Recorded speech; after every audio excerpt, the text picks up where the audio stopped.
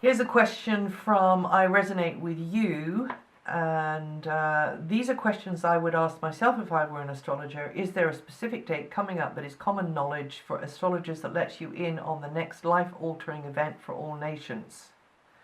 A day or month that we see our currency change, the way we travel, the way we govern? Is there a day we might see disclosure? Basically, the quick answer is no. A clairvoyant might, but with clairvoyance you don't usually get dates like you do in astrology. No, but there are some conditions around this no. For instance, this month, November, where I would have said at the beginning of the year, when I did your astrology for the year ahead, I would have said in November we get this ongoing Uranus-Pluto connection again really, really strongly in November, and we get a solar eclipse, and there could be events going on there, and there have been. There's been typhoon in the Philippines, there's been storms coming up through Australia and across the States, and etc., whatever else. And that's in the bigger world. There's also been, you know, the general bickering that always goes on with politicians anyway.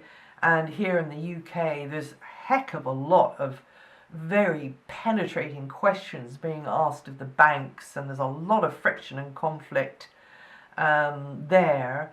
And of course, disclosure of what? I mean, if it's about beings from other planets, I mean, I've seen a couple, haven't you?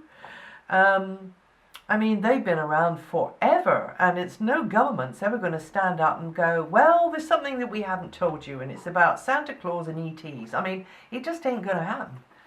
So basically, you know, you can't really pin it down to a day. All you can say, I call this weather forecasting. It's a bit like vibrational weather, you know.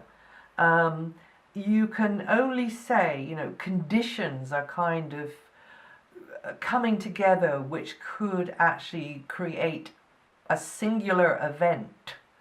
And this may, according to which nation you are part of, or which life you're living in, which part of the world, or just which mindset you've got, and whether you listen to the radio and the TV and all the claptrap that comes off there, or the computer, because you might be blissfully unaware of any of that. The whole world might have blown itself up. You know, and you're in a cave in Tibet or somewhere in the Rocky Mountains, and you just wouldn't know. So, interesting question. Anyway, thank you for that.